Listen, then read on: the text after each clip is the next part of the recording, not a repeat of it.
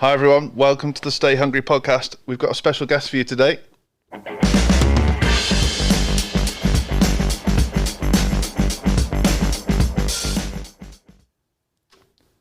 Greg, welcome to the Stay Hungry podcast. Thank you. Glad to be here and staying hungry. Yeah, good. So today we're going to be talking about aligning your people with your organization's mission and your ability to grow. For our UK listeners, tell us who you are. My name is Greg Ballard. I'm the founder and CEO of 5C Consulting. We're a boutique consulting firm based just outside of Washington, D.C. And we work with companies to, among other things, help them organize and align their employees in their organization. Nice. That sounds relevant. So I guess early doors, what kind of problems can organizations have that you help solve? Oh, wow. Where could we put it? There's a couple categories of that. So I like to break them down into three buckets. Okay. And so the first bucket is at the individual level. Okay. So say you have, maybe it's a new manager or someone that you want to put into a management role. They've been rocking it in some other areas, but you want to shore up and make sure that they really have the people skills to manage. Yeah. And so we want to help them define that because it's a new way of thinking, it's a new way of talking, Sure. it's a new way of being. And often organizations will take their rock star at the technical skill and promote them and put them in charge of everybody else. Mm-hmm. And it's a double loss because they don't know how to lead people and they're trying to lead the people the way, tell their new team, their new direct reports exactly what they used to do. It doesn't always go well. And so there's at the individual level, and that's from the new manager all the way up to the CEO, depending on what it is what awareness we need to create for them, what's their objectives, how do they make decisions, and just general communication. So the next bucket is the team. Mm-hmm. So we work with teams to help improve the way they interact with each other, kind of bringing awareness around their own personality type, their own way of being, their own MO. Mm-hmm. And there's different tools that we attack each of those things with so that we can creating awareness for team member A, who may be very boisterous and bubbly and excited, to team member C, who may be just very technical and focused and kind of detailed and kind of want to more introverted. And there's just a couple different personality types, but how do they create awareness that both types are actually very valuable? Yeah. And let's respect each other's strengths and let's fill in each other's weaknesses. So the team size, and then of course the entire organization. And with an organization, it grows from there. So I like to think about agility, considering our current market today. How do you stay agile as an organization? How can you pivot on the dime when the market needs to shift? As well as culture. How do you create a culture where the people that you have in your organization are really bringing everything that they have to offer? What I call discovering the discretionary effort in every contributor. Wow. So where do you come from on this? Why are you so passionate about this? How long we got? All right. So a little background on me. So before I did this, I was in full-time ministry. And kind of give a little context for your audience, for those that have a context around church world, I was part of a multi-site church. And so by technical definition, we would have been considered a mega church. We would never have called ourselves that. But for the larger market, that's kind of what we were. Yeah. And I came into the organization and I led hundreds of volunteers, did a number of different projects. And as I worked in that role, my mentor began to help develop my capabilities, and he used a particular methodology called coaching. I'd never known it. This is in 2009, 2010. I didn't even know what it was. I mean, coaching to me was like you go out on the soccer field, you blow the whistle. That's what coaching is. And in 2011, we as a team stepped into that further, and I actually got some real kind of on the ground coaching skills, and I began using them in my role, using it with my staff, using them in ministry. And I was promoted a few times, and I was actually asked to go and start a new campus. So I became like a satellite pastor, campus pastor. I did that for 3 years and loved every minute of it. Fell in love with the idea that, one, we are all uniquely created and designed, and we have a tremendous value to offer into whatever we want to do, whether that's a volunteer organization or a for-profit organization or into society and into community. And when the chapter closed on that role, we pivoted and we moved here to Northern Virginia. And I decided, hey, I want to go into this. I want to make this a profession. And so I started going to the market and offering my services to help individuals, to help teams, and help organizations. Cool. That's a pretty good reason. so, so obviously, I'm a business owner. We have a team, and the kind of things in the marketing world and from the businesses we work with in all businesses that you have to deal with as a business owner are things you're never ever trained for. So other people's physical health, other people's mental health, other people's motivation, their ability to give their all when the pressure's on, their ability to back off when other people are feeling the pressure, all these things. So where do you come at this from? How would you plug into an organization and make sure that they're getting it right? So everything's very contextual. So one of the things I'm going to put a pin in your question for a second. I want to talk about another concept that I learned a few years ago. So I partnered up with some health coaches, and they're just rock star coaches. One's a PhD in holistic medicine, and then the other is a former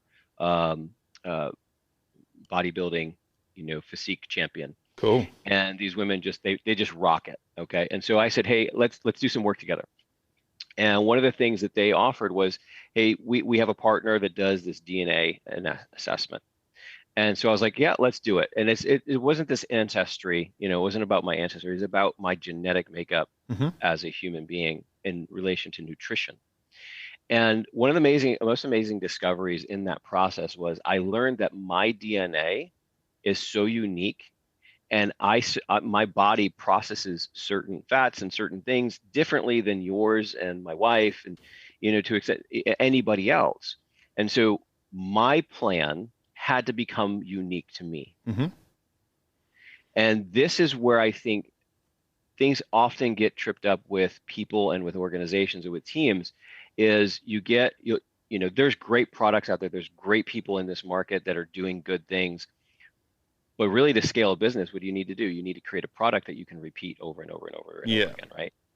Okay. And so what we like to do as a boutique consulting firm, we work with a handful of clients, is we like to really get to know the organization and get to understand exactly what their objectives are, what their values are, what their market industry looks like, who their target is, who their competitors are, what are their strengths, what are their weaknesses, and then what's going to be the right mix for this organization in this environment with these people at this time.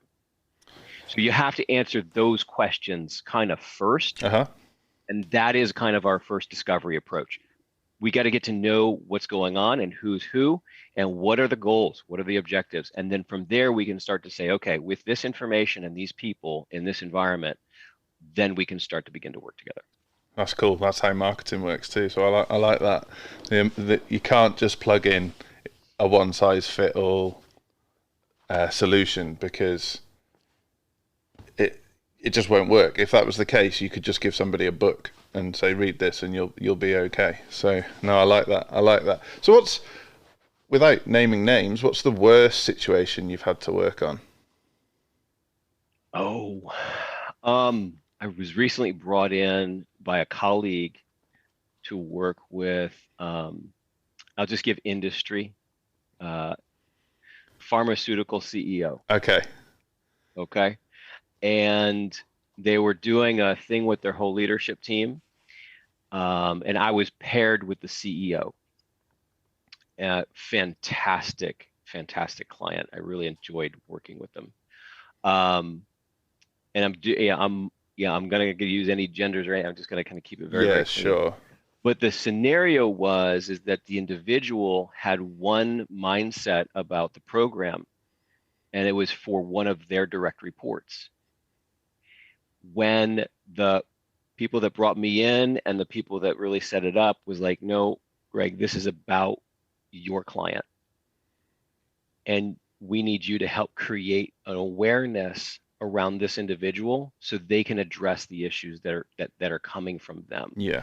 And so I thought this was pretty interesting because that's not usually the case. Usually you work with somebody and they're fully aware of what's going on. And so I thought it was an interesting scenario to navigate, to say, okay, how do I serve this individual completely and really bring them along to see how their choices and their actions are impacting the rest of the organization. And the feedback was it went extremely well, and some awareness was created. And so I was really, really excited and pleased to do that work. That's cool. That's really cool. So something all business owners experience is, well, not all business owners, but I think if you've got the wrong balance, sometimes you can kind of get employee owner resentment. So the employees feel like they are working to make the owner more wealthy or more successful. And the owner feels like they don't realize just how little they get at the end of the day. How do you tackle that? So interesting you bring that up. So I mentioned the founder of 5C Consulting, and so we have fun with the term 5C. So I have a series of short lists, and there's a specific short list on this very topic. So I'm not going to go too deep into this, but the way I like to talk about this is, in a business, you really have to have stakeholder value, and every stakeholder has to get value out of it. Okay, and the value may not be equal, but the value has to be there relative to what is that person needs. So so there's 5 particular categories. One, you have your shareholders, your corporate shareholders. These are the people that own the company. Okay, and then you have your C-suite executives. These are the leaders of the company. You have your cast and crew, which are managers and contributors. You have chosen vendors and suppliers, and then you have your customers or clients, however you frame them. Those 5 categories all have to win when it touched the organization. Yeah. And in some cases, employees don't necessarily see why shareholders have to win. And in other cases, shareholders, the owners, kind of want to continue to cut back on cost, and they limit how much they're giving the employees, the cast and the crew, in order to do the job. And that's going to be an out of balance. So you got to find the balance for all of these. And depending on the business, depending on the market, depending on what's there, you got to see what you can do. Do you have a viable business? Yeah. If you can't bring somebody in to do a task at a compensation rate where they feel like they're getting a fair exchange, well, then there's a problem with the business model. Yeah. So that's where I would start at that kind of foundational level and say, does the business model work? Or is it maybe the way it's structured? Are there other things you can offer to the cast and crew bucket that don't necessarily take from the shareholder value, but add value to the cast and crew? And that's at a macro level. At a micro level, when we really dive into this, what we want to do is we really want to get to know the individual. And this is what we teach managers, how to manage. Yeah. Okay. Get to know that individual and what their goals are. Okay.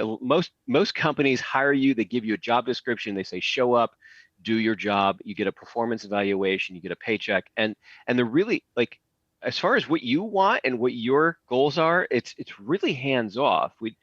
Most employers don't do that. And I think that's a huge mistake, I think a huge loss, I should say, not mistake. Because when you take the time to get to know your direct reports as a manager, the people on your team, and ask them, like, what are your goals? Where do you want to be in 2, 3, 4, 5 years? Maybe you don't know, maybe you do. Maybe you just need a paycheck. I don't know what it's going to be. But in many cases, somebody might be thinking, hey, I want to start a podcast, or I want to go and start an alfalfa farm, or I want to start and, make cookie dough that people can eat. Whatever it is that you want to do. As the manager, I can now say this individual has this goal, and then I can break that goal down into specific experiences and skills. Okay, if you're going to be successful at a podcast, okay, well, to get you be able to communicate and start a conversation and maybe get you exposed to some technology. What does that look like inside of our organization? What does that look like tied to this role? Mm-hmm. Okay. And how can I align my employees' goals with the goals of the business? And this is the magic. And the more I can do that, the better. But it's not always possible, right? It's not always possible. So you've got to have this relationship and this back and forth exchange to say, well, here's the role that we have, and here's what we absolutely have to have from this role. And if you can deliver this 100%, then we'll do whatever we can to help you get your goal as well. Yeah. And maybe your goal right now is you just need a job and I just need somebody to show up every day and you need a paycheck. Well, fantastic. We've got a good relationship. And when the time comes and you need to go on to another thing, that's fine. So without getting out a specific example, it's hard to get into the concrete pieces here. Yeah, But I sure. think to see at the conceptual level, we want to align the business goals and the needs of the role to the desires and the wishes and the dreams of that employee as much as we can. This is how we unlock what we call discretionary effort. Yeah, no, I love that. I love that. We have not a value, but we have sort of a culture point within our business called Codebreak first. And that means not Andy and Joel first, not team first, not supplier first, not customer first, Codebreak first. And everybody else is around that. And exactly what you said, if each individual cog in the wheel isn't satisfied with their role, their stakeholder role within the organization, something's going to go wrong, or something's not going to fit quite right, or there'll be friction. And you described it way better than I can, but I'm gonna steal that and say that to the team next time I see them all in the same place. So yeah, no, that's awesome. So aligning the individuals with your kind of mission and your goals. Obviously, every individual that comes into your business is going to have their own goals. They're going to have their own ambitions. Some people will want to rise quickly. Some people will just want to have a steady job. How do you make sure that they feel like you're satisfying their needs whilst you're still satisfying the goals of the business? So as a business owner, your job is to take care of the business. Yeah. That's them. So a lot of times we get stuck in these competing values. Mm-hmm. So how do you value the business and the people at the same time? Okay. And that's the question that I feel like you're asking here. Okay. And I'm going to say is you can't. Okay. You've got to put one above the other. And it doesn't mean you're not diminishing your people. What you're saying is I'm building a company. I'm building a business. I'm serving a market. And I want to bring people with me. I need certain people with certain skills to come with me, and you have to go and find them. One other thing is I honestly think and pardon me if I'm pivoting here for a second, but this is just coming up. I think we've kind of have this kind of really negative view on separation. Sure. In general. Sure. And I think if we kind of approach that in a different way, in a way of like, this is healthy, both for the business owner and the employee, the separation is actually probably a really good thing. It is, because how many times you get an employee that comes in, they add value, but they're not growing. They're just kind of doing the job. And yet every year they want a raise, but they're doing the same thing. Mm-hmm. So but that's a kind of a cultural expectation. You do a job for 5 years, you must be getting better at it, so we should pay you more. Well, your role has not changed. You're delivering exactly what you used to deliver. And so from an employee perspective, I want to be challenging to say, well, what are you growing into? What are you really want to go after? And does this organization, does the role you're in, does the organization you're in actually help you achieve that goal? If not, maybe it's time to say, this has been fantastic. I love all of you, and have a send-off party, like onto your next thing. And you end up creating an alumni family of people that worked in your organization.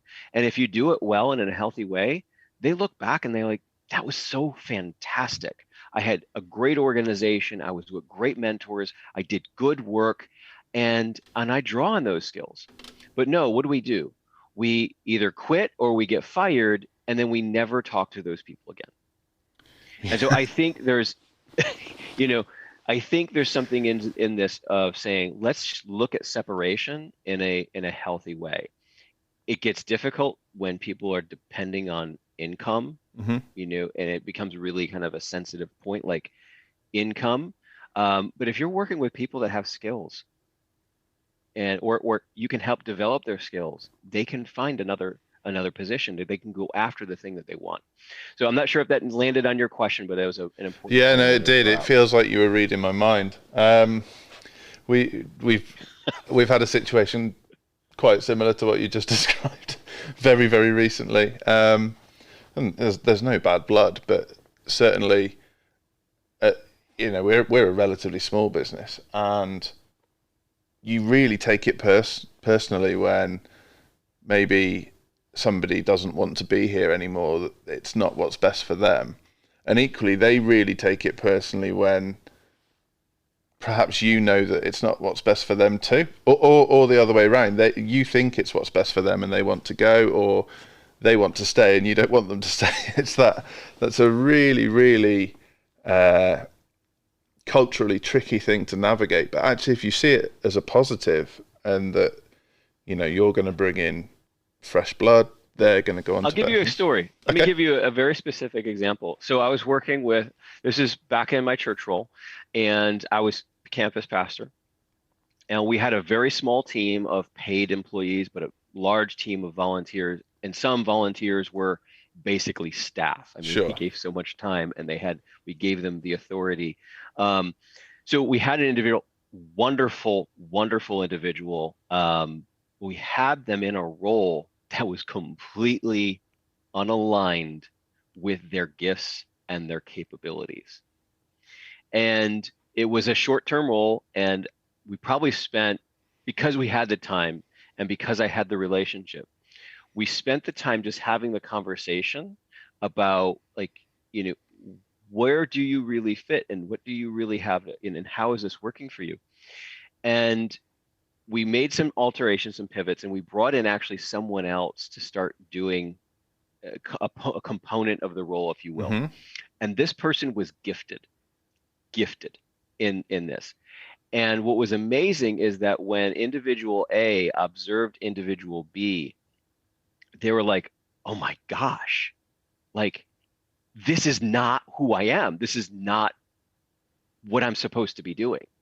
And the transition, while difficult and disruptive, obviously, it was almost a self-selected, because basically I said, look, I can give you more hours doing the thing that is not in your gift, and if we're all going to be frustrated, or we can part, in this part of the relationship, and we can continue in other parts of the relationship. And they self-selected, this isn't the right thing for me right now. Cool. Okay. Pardon me if I wasn't specific enough. No, that was awesome. So flip that on its head. What if somebody's really, really good at certain things, but it's not what they like to do? Because I see that all the time. In a marketing agency, everybody wants to play with the cameras. Everybody wants to play with the podcast equipment. Everybody wants to draw something nice. But so with that specifically, I'd be driving in to understand values mm-hmm. and what reward looks like to you. Because look, I'm the guy that, as a younger guy, I would love to be the shiny penny. I'd love to be the person in front of the camera. Yeah. But my motivations may not have been the most mature, if you will, the healthiest. Okay. And so when I take a closer look at that and examine, well, what is it that I really, really want versus really, really need? And you can dive in. And I mean, I would say, I don't want to offer any broad stroke here, but I think looking into those core values and the recognition component may unearth some things that might help them appreciate the gifts that they have in the area that they have them. Yeah. The other challenge is there are some really fun jobs that are very limited in number, so supply and demand, right? Yeah. So My wife is a zookeeper, so yeah, I get it. So, right. And so if you have somebody in a role, the demand for that position is zero, but you might have four other people in the organization that would love to do that job. That's normal. That's normal. You have to stay the course until the position becomes available or the organization grows. How can you help grow the organization so that they need another one of those? That's how I would start to think. okay, that's cool. Okay, yeah, that makes a lot of sense. So we've just been interviewing. So we're a growing company, and it's for a marketing assistant role, so a relatively low level junior role. And everyone, I think we've interviewed 37 candidates, and which is too many, but that's another story. So what's your favorite part of marketing? All of them, whether they're 18 years old or 30 years old, have all said, my favorite part of marketing is social media. And then, okay, what's your favorite part of doing marketing? Oh, content creation. And it's such a finite, small part of what we do. And I have no idea how to get the message out there to attract somebody to marketing as a whole, or to basically not say to me social media and content creation. Well, yeah, I don't know if there's a question there. So Joel, can I enter into the coach mode for a second? Yeah, go. Coach mentor mode. Okay, so what I'm thinking, or my initial reaction is, that's what they are telling you because that's what they've been exposed to about what marketing is. And so my challenge for you is there anyone in that pool? You've got a large pool that when you test and poke and prod and question other areas, they look like they have the capability of becoming what you need. Yeah. And then your job is to develop that. You have to develop it. It sounds like what I'm hearing is the people that are coming through through your process have a sliver of understanding of what marketing is, and you have to expand that. Sure. But you want to find the person in that pool that you think can handle that expansion and is interested in that expansion. Yeah, I hope that's what you would say, because that's the plan. So in terms of an organization's mission, our mission is to help people and have fun, for example. How do you make sure your stakeholders are on board?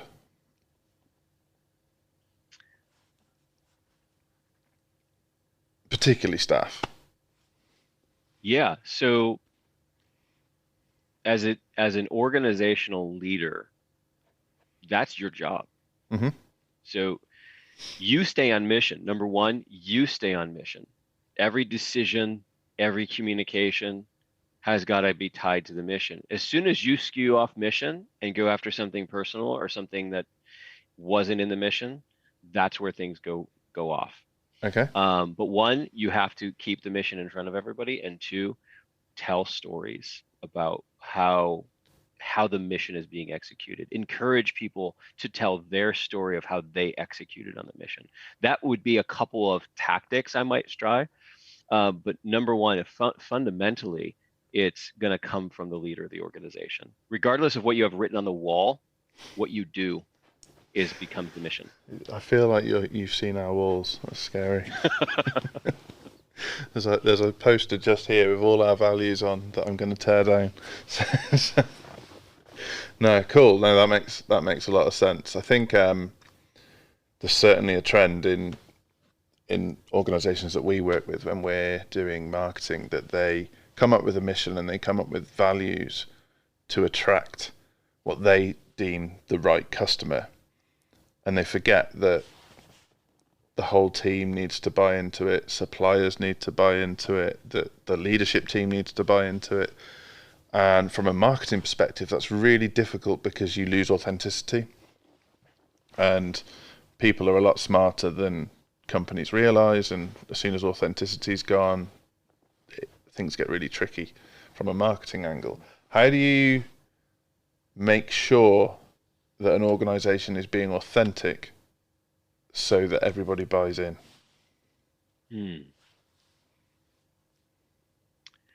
That again comes from your leadership. Mm-hmm. That's it's what's modeled. I can tell you how many organizations that have a mission and values on the wall, and that's probably the only place they exist. Sure. Okay. And when you bring them up, it's just like, oh, we can't do that. Like, there's so many reasons why we can't live. Um, and what I come back to with values is like, look, if you don't pay for them, if you're not willing to pay for them, they're not valuable, and you can't call them your values. So, and I don't know, maybe you have an example. Is there a particular value maybe we can bring into the conversation? So we've just changed ours, but our old values might be a good one to hit. So one of our old ones was togetherness and enthusiasm. Okay, so what are some examples of how that actually played out for you? So how we wanted it to play out, I think might be a good starting place. Yeah. Was that everything's cohesive, whether that's conversations with clients, whether that's teamwork, whether that's leadership stuff, and then within that cohesion, everything is done with a certain level of enthusiasm. Now, the reality is sometimes things don't go to plan. Sometimes things are tougher than we expect. Sometimes things are easier than we expect. But all of those mean that both togetherness and enthusiasm can be negatively impacted.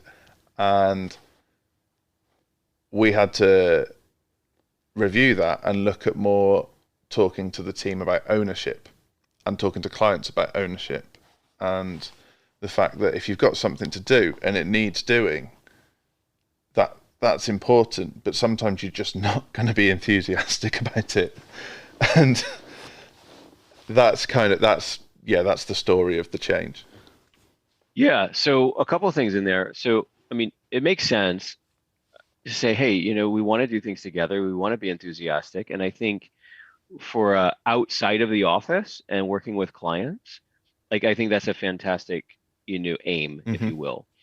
But I can think of some scenarios off the top of the bat, like that inside the office, that may be difficult to execute. For example, if you're in a workshop and you're in a creative process and you're riffing and creating and pushing, against each other to come up with a better idea, well, you have this sense of conflict, right? Sure. This productive conflict, which is almost the opposite of togetherness, but you need this productive conflict. And then enthusiasm, like you said, there's things that have to get done that, not too many people get enthusiastic about. That doesn't, in my opinion, that doesn't diminish the overarching value. It comes, it's like, the question is where does this value take priority? Yeah. And I think sometimes at values, we get confused to think we have to hold this up in every moment, in every situation, in order to say we've carried the values. No, that's not the point of a value. The way you've outlined it on this particular conversation, it's to say, well, in this scenario, this is when it gets executed.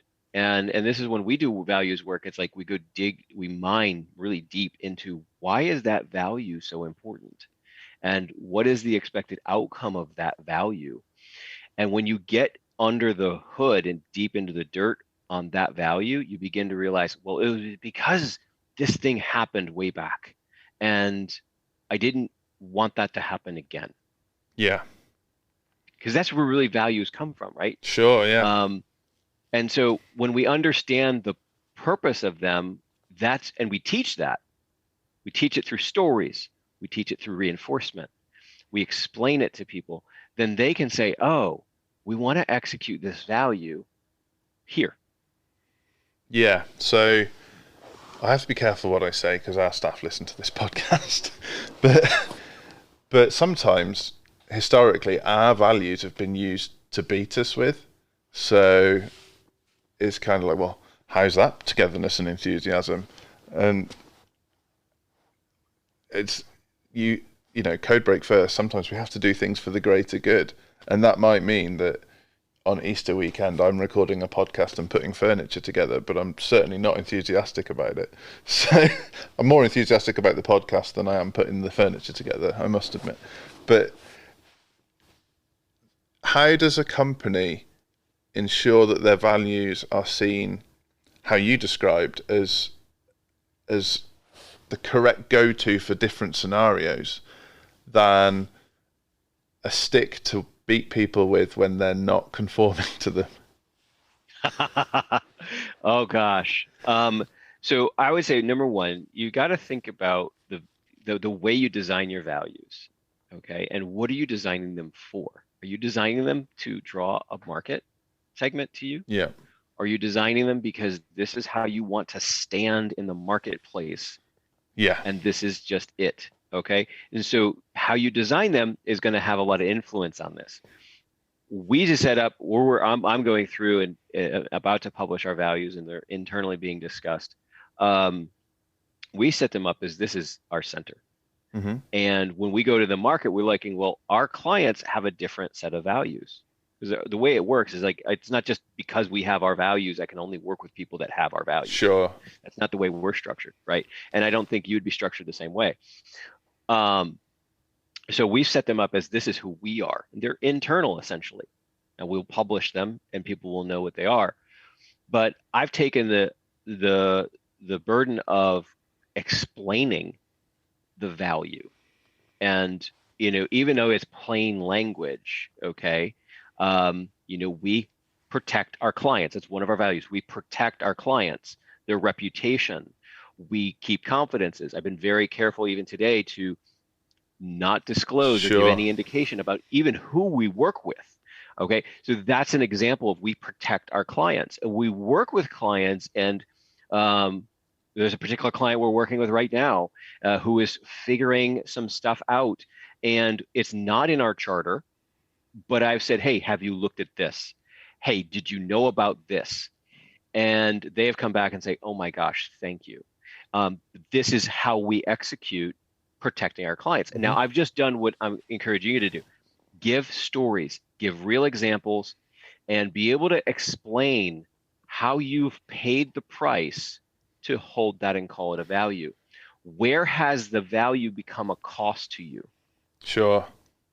If you haven't paid the cost, it's some nice words that make people feel good. It's not really a value. Yeah, exactly. That's why we reviewed ours, was they've all got to start with why. And that meant that some of them had to go, which is cool. And it's an evolution. It's like, if they come from you, Joel, then you're going to give a scenario. I'd encourage when you get together with your team over the next several months, talk about one value and just say, look, there's words on the wall, but they're not up for interpretation. Mm-hmm. Okay. I'm going to share with you my interpretation. I'm going to share with you how I vision this, how I've applied this. And I want you to soak that up and then ask me a question. We're going to go through this process of owning and integrating these values into who we are, into the fabric of our culture. But it's not your interpretation of the words on the wall. It's what this is my values, and I'm putting them into words that I'm hoping will convey, and I'm going to add to that in every way that I can until you get it. Yeah, that makes a lot of sense. Does that serve you? Does that help? That helps. That helps me. That helps the listeners. That's cool. I like that. Yeah. I like that. So, people buy into your values. You've got them to buy into the mission. Things are going well, and then somebody has a wobble. Somebody's, I don't know, something's happened in their personal life. Maybe they're kind of just starting to be a negative influence in the organization. How do you deal with that? How do you get their mindset back on track? How do you make sure things stay aligned? Yeah, so number one, first thing that jumps out to me is, and this draws on one of the 5 practices of the 5 C's, which is consciously human. Yeah. I won't go through all 5, but consciously human. And so number one, if you've got a player that's been very strong, a contributor, on the team, and then something's going sideways, that's the time to be human and say, hey, is there anything going on? Is there anything that we should become aware of? is there anything that Codebreak or our organization may be able to do to kind of walk with you through this? Yeah. That would be our approach. That would be how we would begin. And because typically if there's been, a track record of success and then there's something outside of the work zone that is influenced and impacting. It could be their health. It could be the health of a family member. It could be a life event that has happened. Yeah, sure. Or maybe it could be just a life event of just like, oh my gosh, I don't know where my career is going and I want to change it up. But you have to touch base and figure out what's driving this and what are the factors. Maybe it's a short-term thing and it's just weather the storm. Maybe there's a real need, and maybe there's something that you can do to help address that. And again, you're being consciously human. Mm-hmm. And when the storm passes, they'll never forget that. Fair. Okay. That's cool. And how about the people that it's impacting in the workplace? So I've seen it in loads of organizations where one person who's usually strong starts to kind of be a negative influence, but not on purpose. And you've got to protect the mission. Absolutely. So we believe in unsolicited constructive feedback. Okay. Okay. Feedback can be done in many different ways. I have found the most productive and high-performing teams have developed the ability to say, you're not carrying your weight. This is not good enough. We need you to do better. And then, is there something you need in order to do it better? You're not being rude or mean about it. You're not being diminishing, but you're not necessarily tolerating something that should not be tolerated. And so you said something called negativity. Mm-hmm. And to me, that's not something that should be tolerated. Yes, there may be something going on outside of the work office space, yes, or outside in other parts of your life. And maybe you need some time for that, but that should never be translated into a negative space inside the workspace. Sure. And so I think we need to address, where's the negativity coming from and what's driving that, and tweaking that as quickly as possible. Okay. So let's say, I've certainly been there myself at times when something bad's happening. You don't think your negativity is your fault. You don't think you can help it. How does a manager, a leader, an owner say you can help it? You're choosing to be negative, particularly if they've got something terrible going on away from work. So I have an active client I've been working with for several years, and a scenario came up. So without too much, without too much detail here, the person is a graphic designer, brand strategist, fairly relevant to your community, but they're in a very established organization, like 40 plus years. And they were charged with create a new brand. Now, consider this is a junior individual contributor, very talented. Their work is highly recognized. And so they start working through the process, and a new brand is launched. And now they become the brand ambassador, the brand protector, if you will. Mm-hmm. And they have to lead up 2 and 3 levels to people that have been around far longer than they have and have been doing it their own way. And so you can imagine an organization that is given a new brand, and the previous one is kind of like the cats go whatever way they want to go. And now here's a junior individual who has to bring everyone together. So very challenging situation. Sure. And what ended up happening is issues were being brought up, and it was touching their value system, their personal value system, and it was triggering these very visceral and emotional responses in their communication. And so after a little while, they were, through a couple scenarios, their supervisor said, hey, this has to be addressed, and I want to recommend you for coaching. And they were very like, oh my gosh, yes, I'm ready to work on this. And so I ended up coaching them for about 9 months. Okay. And in that process, we talked about values. We talked about communication. We talked about emotional intelligence. We talked about negotiating with others.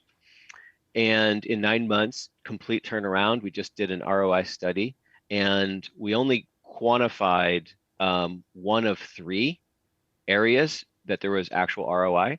And out of the one, it was like a 477% ROI on the investment. That's a good plug. That's cool.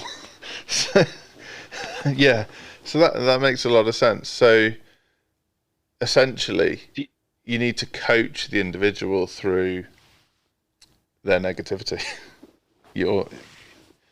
It depends. Okay, it depends.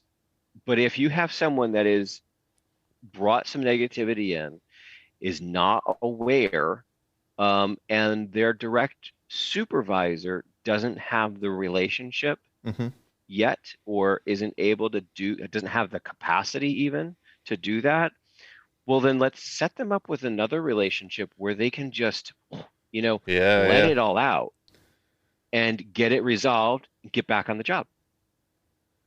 Yeah. That's one of the benefits of coaching inside an organization. That makes sense. That's cool. So let's say somebody's starting a new business, a big new business though, because I think we need to make sure there's a few staff and a few problems. And they've got a new mission, they've got new values, and they aspire to be something great.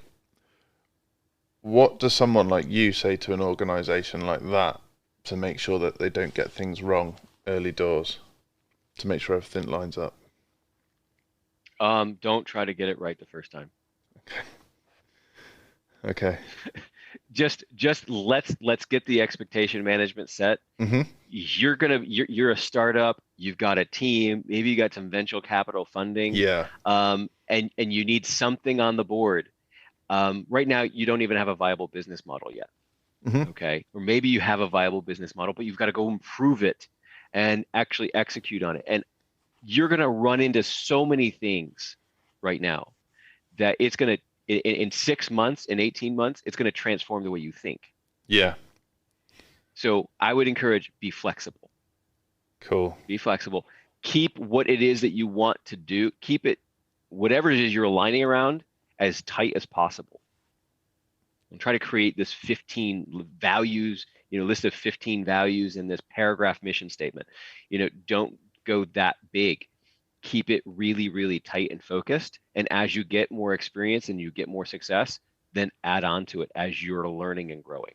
That's what I would say. Yeah, I love that. I think we say very similar things to new marketing clients, because obviously the dream every time somebody engages us is growth. It's usually growth. So I always say, well, you need to strap in. And what do you mean I need to strap in? And it's like, well, you said you want to double your growth in the next year. And if we do that, you're going to encounter things you've never encountered before. And like, well, yeah, that's what I was hoping for. It'll be great. It's not all going to be great. It's not all going to be great. And they're like, well, why are you telling me this stuff? Don't you want our work? And it's like, well, it's expectation management. I want you to understand that with that level of growth comes things that you can't predict right now. You're going to have problems. You're going to have scenarios that we can't imagine. And hopefully the positive will outweigh the negative. But as a new business, as a growing business, this is going to be a ride. Absolutely. You want to go after something more, you're going to uncover and discover new problems. Yeah. And if you're not ready for new problems, then you can kind of keep doing what you're doing. But you want more for a reason. Yeah. You're going to have to get it by solving some bigger problems. I like it. So like I'll give you an example from a recent podcast I just listened to. Okay. Going from 30 batches of cookies whose a week podcast was this? 3,000 a day.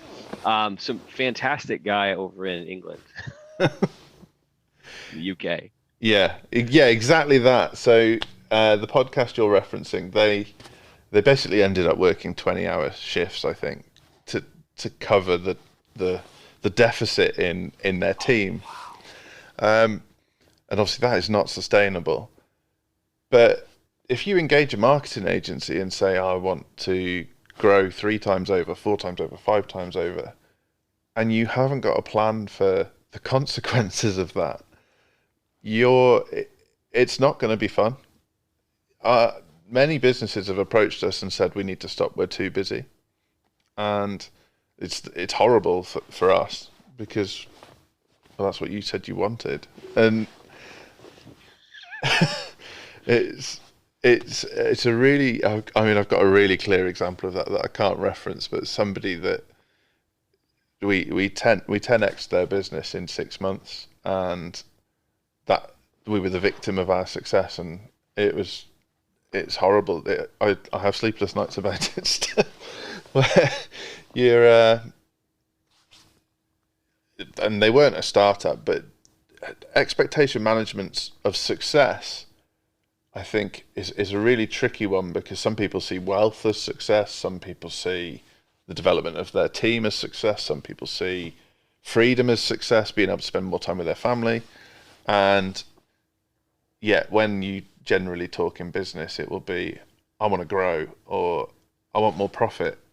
So how do you make those things align? How do you make somebody, like, say you're talking to a CEO, we've talked a lot about staff, so you're talking to a CEO, how do you, one, find out what success means to them? So what is it that they want? How do you make the business align with that? Because essentially they're the big boss.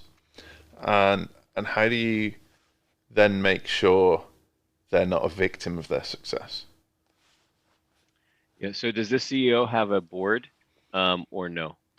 Let's say no. Let's keep it. Okay. Because I think that's a very different scenario. Yeah, If you're yeah. the You got CEO of other. your own company, Yeah, and there's no one watching over you. You're not a publicly traded company or anything like that. So, um, you're the chairman. You're the CEO. You're the leader. So it's going to come down to doing a deep discovery dive. And we do this in our executive development program of, well, what is it that really you want? I mean, I would probably start off with something as basic and as simple as a customized life wheel. yeah, Um, and if you haven't seen that, just imagine a circle with 12 slices, and you get to put any category of life in one of those 12 slices, and then you rate each one 1 to 10 on how successful that area of life is for you. sure. And then you get a bit of a snapshot, okay? And maybe you identify there's 3 slices of that pie that you really want to focus in on, and then we do what's called a second order life wheel, and we blow that up into 12 components, and then we begin to rate those. And then we get a picture of, okay, where are the opportunities, to help you get to success. So that would be kind of one of our early things to do, amongst a couple of other key assessments that we use. Yeah, Because you have to define it, and often, depending on I'm going to say the age of the CEO, okay, because that's going to drive a lot of it. You got a very young CEO, their priorities are going to change, sure. especially if they're going to have kids, or they haven't had kids, or they just had kids, or some other life event. If they're more senior and they've been, their mid 40s, 50s, they're thinking in a different way. They're thinking legacy. And so all of those things have to be taken into account. And what we really want to do is we want to pull back any, I can't think of the term, but any illusions of success. So you might say, there might be this thing, well, I need more money. Yeah. And yet that is really a lie. Mm-hmm. And it's not authentic to who you are. But someone, somewhere, the world, whatever, has telling you this is what's going to make you happy and make you successful. And we may have to pull that back and actually say, you know what? This is the enough line for money. And then let's add another 20% so we can have enough and a little more. Because everybody wants enough and a little more, right? And once we can figure out what that looks like, we can kind of get past this never-ending scale of growth money. Yeah. All right. You want to talk on things about impact. What is the purpose of your organization? What's the impact you're trying to drive into the market, into the world, into society? How does that measure? Is there ways to help achieve that? And so there's a lot of questions I would want to start with and get really clear on what success is, and then begin to chart the plan for actually executing on that. Nice. Yeah. I guess if you define what the success is, you protect yourself from becoming a victim of it. Mm-hmm. Where Yep. the risk is most people, well, not most people, but many people in business think that becoming financially wealthy is an indicator of success, but it's also the quickest way to become a victim of success, because that's where all the problems lie too. So I mean, there's studies, I think, like $75,000 US is, there's been some statistic that shows once you get to that point, more money does not necessarily increase happiness. yeah, makes sense. And so, but some people want to have a lifestyle and they want to do things that require money. There's nothing wrong with that. Sure. And you can grow as much as you want if you're willing to face the problems that come with it. Yeah, absolutely. I think most of the people we talk to on a marketing sense, because we do something very similar, we do a life wheel, we do what we call a discovery call, and I would say 75% is about freedom to spend time with their children, freedom to go on holiday, freedom to finish work when they want to finish work, freedom to be able to go to the gym as much as they'd like to go to the gym. And money is a factor in that freedom. You can't do those things without money. But at the same time, you can't do those things if the business can't run itself without you. Or you can't do those things if you're too anxious to do them because you're away from the business. So there's an awful lot of mindset in success. Absolutely. I heard this said once. Startup entrepreneurs were the only people that'll give up a 40-hour-a-week job with a consistent paycheck to go and work 100 hours for an inconsistent paycheck. Yeah. And we're happy about it, right? Like we it's the independence. It's that I don't have to report to somebody to do something. Sure. But when we make the leap, sometimes you make the leap, you don't realize what you're leaping into.